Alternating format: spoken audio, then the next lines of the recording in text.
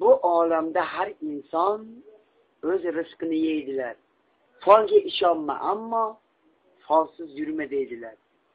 Bir folbunni yoniga kelibdi bir jonona, ichidagi dardlarni aytdi pinhona. Aytib bering qismatim. Meni nelar kutyapti? Nega erga tegmasdan yoshim o'tib ketyapti? Turmushga chiqsam deyman, sochimga tushmak rov. Yoki baxt yo'llarimni boylab qo'yganmi birov? Folbin ayol qo'lga olib uni qo'llarin, sirli duolar o'qib, ochib baxt yo'llarin. Bo'ldi, endi ketaver. Sen ham turmush qurasan. Va'da beraman, senga 5 ta farzand ko'rasan. Bu gaplardan jonona xursand bo'lib ketdi. Suyunganicha folbinga 10 ming hadya etdi.